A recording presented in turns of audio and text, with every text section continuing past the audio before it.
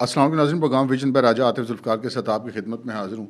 मेरे अज़ीज़ हम वतनों, इलेक्शन मुलतवी, ये कौन गेम डाल गया है? सेनेट में पास होने वाली करारदाद के पीछे कौन है?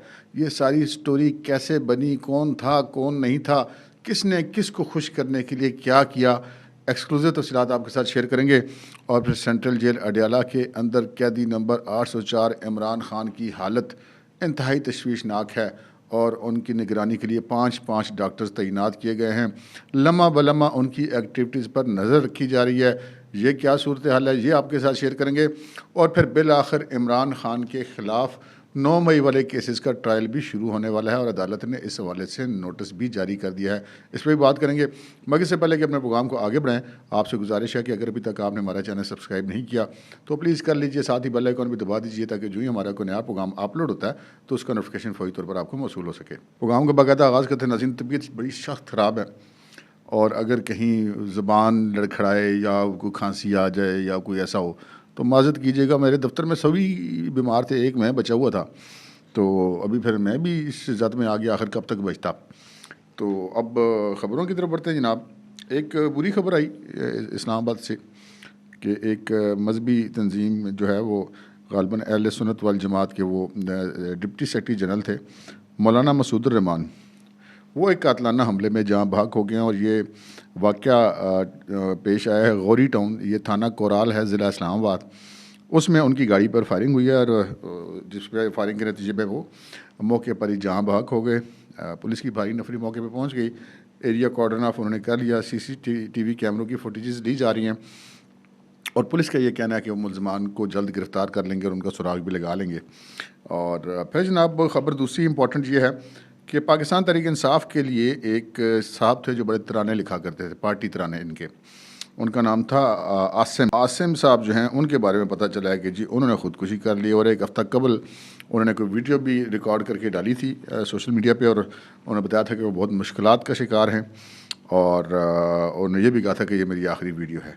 तो ये भी एक अफसोसनाक खबर है। फिर जनाब ख़बर तीसरी जो है वो हम ख्यालों के लिए अच्छी नहीं है। कल ही अभी उन्होंने भी जिक्र किया था और शेर अफजल मरवत ने भी कि जी ये सुप्रीम कोर्ट के जिन जजेस के पास तहरीक इंसाफ के केसेस लग रहे हैं उनके पास ना लगाए जाएं, दूसरे जजेस के पास लगाए जाएं। लेकिन उनका इशारा था कि हम ख्यालों की तरफ लगाए जाएं। और हम ख्यालों में आपको पता ही जो सुप्रीम जुडिशल केस कौंसिल में जिनका केस ज़ेर समात है जस्टिस मुज़ाहिर अली अकबर नकवी, उन्हें सुप्रीम जुडिशल कौंसिल जो है वो 2 मरतबा नोटिस भी जारी कर चुकी है, दोनों दफ़ा उन्होंने जवाब भी दिया, लेकिन बज़ाहिर ऐसा लगता है कि सुप्रीम जुडिशल कौंसिल उनके जवाब से मुतमईन नहीं हुई। तो उन्होंने जो अपने ख़िलाफ़ सुप्रीम जुडिशल कौंसिल में कार्रवाई है उसको बाकायदा सुप्रीम कोर्ट में चैलेंज किया हुआ था और आज वो केस उनका लगा दिया गया है समात के लिए। ये समात उनकी होगी जनाब 8 जनवरी को दिन 1:30 बजे और ये 3 रुकनी बेंच इसकी समात करेगा, जिसमें जस्टिस अमीनुद्दीन खान, जस्टिस जमाल मंदूखेल और जस्टिस मुसर्रत हिलाली साहिबा शामिल होंगे। तो मुज़ाहिर अली अकबर नकवी साहब के लिए बड़ा इंपॉर्टेंट है क्योंकि 8 तारीख को ये केस की जब समात होगी तो उससे अंदाज़ा हो जाएगा कि 11 या 12 को जो भी होगा फिर इनके हवाले से क्या होने वाला है। फिर जनाब आज जो सुप्रीम कोर्ट के अंदर जो ताहयात नाअहली वाला केस था, एक लार्जर बेंच उसकी समात कर रहा है। चीफ जस्टिस काजी फ़ाइज़ा की ज़ेर सदारत कह लें उनकी सरबराही में, तो वो उसकी आज समात मुकम्मल हो गई है और सुप्रीम कोर्ट ऑफ पाकिस्तान ने उस पर फ़ैसला महफूज कर लिया है और ये कहा है कि जल्द इस पर एक शॉर्ट आर्डर सुना दिया जाएगा। तो हम ये तवक्को कर सकते हैं कि आने वाले 24 घंटों में इस केस का भी फ़ैसला जो नहीं, शॉर्ट आर्डर कम से कम ज़रूर सामने आ जाएगा। डिटेल आर्डर तो बाद में भी आ जाए तो कोई इशू नहीं है। तो ज़्यादा इम्कान ये है कि कल जो है इस केस का फ़ैसला भी आ जाएगा। फिर जो मैंने आपसे अर्ज़ की थी कि इमरान खान के हवाले से, केसेस के हवाले से, तो इमरान खान के जो केसेस हैं जी वो काफ़ी सारे उनके ख़िलाफ़ केसेस हैं जो इस वक्त ज़ेर समात भी हैं, ट्रायल भी हो रहे हैं और नैब के केसेस भी हैं, FIA के केसेस भी हैं। लेकिन जो उनके ख़िलाफ़ केसेस थे 9 मई के हवाले से, उनमें से किसी का भी अभी ट्रायल शुरू नहीं हुआ था और अब जो है आज इंसदादी दहशतगर्दी रावलपिंडी की खसूसी अदालत ने इमरान खान को 9 जनवरी के लिए नोटिस जारी करके तलब कर लिया है। अब इमरान खान साहब को लाया जाता है या अदालत वहाँ जाके उनकी हाज़िरी लगाती है, लेकिन अब ये केस बहरहाल बाकायदा तौर पे शुरू हो गया है। ये GHQ पर हमले और तस्वीरें जलाने और लोगों को ये तोड़ फोड़ पर उकसाने का इल्ज़ाम है इमरान खान के ऊपर इस मुकदमे के अंदर। इससे अगली खबर वो है जी जो आपने थंबनेल के अंदर देखी। मैंने अर्ज़ किया कि इमरान खान की जेल में हालत बहुत ख़राब है और अब आपने देखा होगा सोशल मीडिया पे ये खबरें चल रही हैं कि इमरान खान साहब की कोई जहनी या नफसियाती कैफियत जेल के अंदर ठीक नहीं है। जो हमारे न्यूज़ टू यू के रेगुलर व्यूअर्स हैं, हमारे जो बाकायदा प्रोग्राम देखने वाले नाज़रीन हैं, उनके इल्म में होगा कि हमने तकरीबन 1.5 माह पहले इसी चैनल में ये आप बात बताई थी, जब किसी के वहम गुमान में भी ये बात नहीं थी। और मैंने अपने सोर्सेज से वहाँ से चेक किया था जेल से, जिनके मुताबिक इमरान खान की दिन ब दिन सेहत जो है, ज़हनी सेहत, नफसियाती सेहत, वो ख़राब होती जा रही थी। वो बहुत ज़्यादा मुश्तिल रहना शुरू हो गए थे, वो बहुत ज़्यादा गुस्से में रहना शुरू हो गए थे। और फिर देखा आपने कि इलेक्शन कमीशन ने जब उनके खिलाफ फर्द जुर्म आयद की, तो वो ख़बरें आ रही हैं कि उन्होंने उनके ऊपर भी चढ़ाई कर दी और मुबैना तौर पर इसके हवाले से कन्फर्मेशन है कि हमलावर होने की भी कोशिश की, लेकिन ज़बानी हमला तो उन्होंने बहरहाल किया।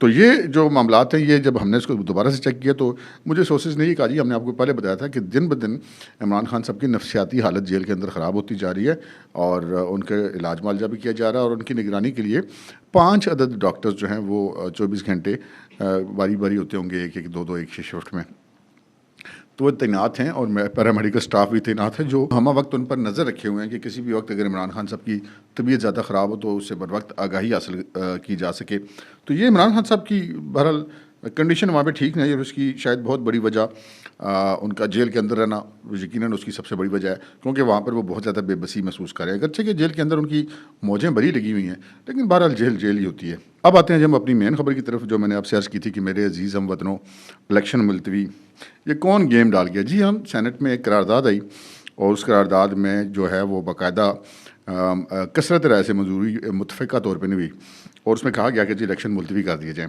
जो मुल्क के हालात हैं उनके पेश नज़र। तो ये खबर फैली थी कि एक शोर मच गया, एक हंगामा बरपा हो गया।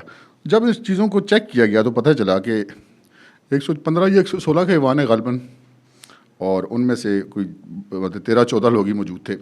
किसी ने इसकी कोरम की निशानदही नहीं की। हमने जब इसको डीपली चेक किया तो पता ये चला कि जी ये बाकायदा जो कुछ भी हुआ एक मनसूबाबंदी के तहत हुआ है, और ये हवा में नहीं हुआ, ये कोई इतफाक़ नहीं हुआ। जुमा की नमाज से पहले सेनेट के इजलास में तकरीबन 40 से 50 अरकान, जिनका तल्लुक़ मुख्तलिफ़ जमातों से था, उस इजलास में शरीक थे। लेकिन जुमे के बाद सेनेट के ऐवान के अंदर सिर्फ 13-14 अरकान मौजूद थे, और उनमें जो है वो ज़्यादा वो पुराने बाप पार्टी वाले थे और आज़ाद सेनेटर थे, और एक सेनेटर मुस्लिम लीग नून के सेनेटर अफनानुल्लाह थे, और एक जो है वो पीपल्स पार्टी के सेनेटर मौजूद थे। अच्छा, बाकी सब सेनेटर्स ने उसकी हमायत की, करारदाद की। पीपल्स पार्टी के सेनेटर खामोश रहे, ना हमायत की ना मुखालफत की, और मुस्लिम लीग नून के जो सेनेटर है वाहिद जो मौजूद थे वहाँ पर, सेनेटर अफनानुल्लाह, उन्होंने डट के इस करारदाद की मुखालफत की। अच्छा, अब ये मतलब 25 से कम अगर अरकान हो तो वो कोरम पूरा नहीं होता, और किसी ने कोरम की निशानदेही नहीं की। हमारे ज़राए का ये कहना है कि ये जो कुछ भी हुआ है, इसके पीछे चेयरमैन सेनेट सादिक संजरानी है। सारा प्री प्लान था। बाकी जितने लोग सेनेटर्स थे जो इजलास से पहले सेनेट में मौजूद थे, जुमे से पहले, और जुमे के बाद वो नहीं आए, वो मौजूद सेनेट की बिल्डिंग में ही थे, लेकिन वो जानबूझ के ईवान के अंदर नहीं आए कि ये देखना चाहते कि क्या होता है। ज़राए का ये कहना है कि जी एक टेस्टर लगाया गया है कि जनाब अगर ऐसा कोई करारदाद आती है तो इस पर रद्द अमल क्या आता है, सियासी जमातों का रद्द अमल क्या आता है, सुप्रीम कोर्ट का रद्द अमल क्या आता है, और इलेक्शन कमीशन का रद्द अमल क्या आता है। ये एक टेस्टर लगाया गया है, और स्पेशली हमारी इस्टेब्लिशमेंट का रद्द अमल क्या आता है। अच्छा, जो हमारे ज़राए का ये कहना है कि इस मामले में इस्टेब्लिशमेंट इन्वॉल्व नहीं है। ये हमारे सोर्सेज की खबर है, आप इख्तलाफ कर सकते हैं, लेकिन ये खबर है, ये तज्जिया नहीं है। और उसकी एक बड़ी सॉलिड मिसाल दी गई। सिर्फ ये कहना कि जी चूँकि ये आज़ाद सेनेटर्स लाए हैं और सादिक संजरानी इसके पीछे, तो इसके पीछे इस्टेब्लिशमेंट हो, तो ये बात गलत है। अगर इसके पीछे इस्टेब्लिशमेंट होती तो ये कोई 64-63 सेनेटर्स की मंजूरी होती इसके अंदर, क्योंकि जब वो कोई काम कराते हैं तो फिर पीछे मुड़ के कोई नहीं देखता, ना ही किसी सेनेटर को इस चीज़ की परवाह होती है कि जिसका नतीजा क्या निकलेगा। तो वो अगर होते इसके अंदर तो ये 50% से भी ज़्यादा लोग ऐवान में मौजूद होते और उसमें ये करारदाद होती। ये बड़ी बारीकी से वारदात खेली कि चंद सेनेटर और चेयरमैन ने ये भी नहीं देखा कि सेनेटर कितने हैं, और उन्होंने ये करारदाद एक मंजूर करके सिर्फ सियासी जमातों का रद्द अमल चेक करना मकसद था। इससे ये जो सारी मामला है इसके अंदर ना तो इसकी कोई करारदाद की आइनी हैसियत है, ना इसकी कोई कानूनी हैसियत है।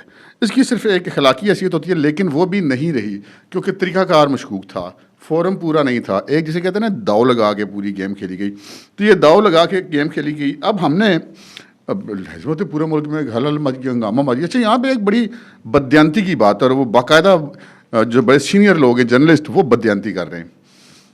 वो ट्विटर पे ट्वीट्स कर रहे हैं कि मुस्लिम लीग नून के सेनेटर ने जनाब ये करारदाद पेश की, और मुस्लिम लीग नून जनाब यूँ हो गया और वो। अच्छा, फिर वो इसको गलत खबर एक तो फैलाई, फिर उसके ऊपर उसको सच तस्लीम करते हुए नेक्स्ट लेवल पे तब से शुरू कर दिए कि ऐसा नून लीग के सेनेटर ने ऐसा क्यों किया। और नून लीग के एक ही सेनेटर था वहाँ पे, उसने तो मुखालफत की, करारदाद की, और तो किसी ने मुखालफत ही नहीं की पूरी असम्बली में।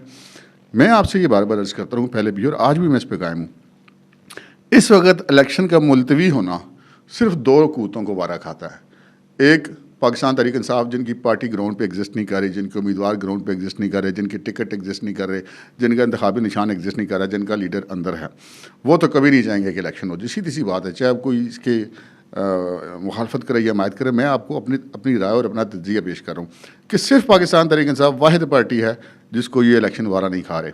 दूसरा कौन है जिसको वारा नहीं खाते? दूसरे हैं निगरान हुकूमतें। निगरान हुकूमतें लाजिम पता है इलेक्शन नहीं होंगे तो उनकी हुकूमतें ज़्यादा चलेंगी। अब वो इसके पीछे हैं या नहीं, इस ऐसे कोई शवाहिद नहीं मिले। लेकिन ये जो आज़ाद वाला जो टेस्टर है ना, ये बाकायदा टेस्टर लगाया गया। रही बात मुस्लिम लीग नून की, वो तो नवाज शरीफ यहाँ पर आया है इलेक्शन लड़ने के लिए आया है, छोले बेचने के लिए तो नहीं आया। तो वो यहाँ पे बैठे हुए, वो अपनी पूरी तैयारी कर रहे हैं, पूरी गेम उनकी मुकम्मल है। अब अगर इलेक्शन मुलतवी होता तो सबसे ज़्यादा नुकसान भी मुस्लिम लीग नून का है, इसीलिए उनके सेनेटर ने मुखालफत भी की ऐवान के अंदर। और दूसरे नंबर पे इसका जो नुकसान है वो पीपल्स पार्टी को है, क्योंकि पीपल्स पार्टी की सिंध की हुकूमत तो उनके पास नहीं है, तो वो उसके बगैर उनको बड़ी बेचैनी है कि कब इलेक्शन हो, कब सिंध की हुकूमत हमारे पास वापस आए। तो ये इस वक्त सिचुएशन है और मैंने आपको बता दिया कि इसके पीछे कौन है कौन नहीं है। लेकिन इसका रिएक्शन क्या है ये मैं आपको बता देता हूँ। इलेक्शन कमीशन ने रिएक्शन ये दिया ना कि जी कोई इलेक्शन लेट नहीं हो रहे, जो मर्ज़ी कर लें। एक तो ये ऑन रिकॉर्ड आ गया उनका मौक़िफ़। दूसरा, इस्टेब्लिशमेंट की तरफ से भी मौक़िफ़ आ ही जाएगा किसी न किसी तरीके से। तीसरा, अब कल सुप्रीम कोर्ट खुलेगी तो देखते हैं क्या हो सकता है, सुप्रीम कोर्ट भी इस हवाले से कोई बात करे, कोई कमेंट्स आ जाएं, क्योंकि जस्टिस काजी फाइज साहब ये कह चुके हैं कि जी इलेक्शन पत्थर पे लकीर है। और उनके ये रिमार्क्स, साकिब निसार वाले रिमार्क्स नहीं है कि मैं वो डैम पे पैरा दूंगा, वो डैम पे नहीं पैरा दे रहे, वो आइन पे पैरा दे रहे, वो इस पर देंगे पूरा पैरा। एक तो ये बात है। दूसरी, फिर हमने अपने सोर्सेज से चेक किया कि यार इनसाइड स्टोरी क्या है। जो हुकूमत के ताने बाने होते हैं, जो हुकूमत का सिस्टम चल रहा होता है, जहाँ पे ऊपर से वाइब्स आ रही होती हैं, मैसेजिंग हो रही होती है, अंदर सारी हुकूमती मशीनरी काम कर रही होती है, तो मेरे पास ये इतला है कि जी कोई अजीज़ हम वतनों का ख़तरा नहीं है, कोई मार्शल नहीं लग रहा, कोई इमरजेंसी नहीं लग रही, कोई इलेक्शन डिले नहीं हो रहे। इलेक्शन हो रहे हैं अपने टाइम के ऊपर, क्योंकि इलेक्शन की तैयारियों का काम बिला ततुल जारी है, आज भी जारी है, जिस वक्त मैं आपसे बात कर रहा हूँ इस वक्त भी जारी है। ये जो करारदाद है इसकी कोई ना तो कानूनी और आईनी वैल्यू तो है, वैसे भी इसकी नहीं है। इखलाकी वैल्यू, वो जो दाव लगा के चंद सेनेटर कोरम पूरा नहीं वो की गई, तो इसकी इखलाकी वैल्यू भी नहीं बची। अब तक के लिए इतना ही, इजाज़त दीजिए, अल्लाह हाफ़िज़।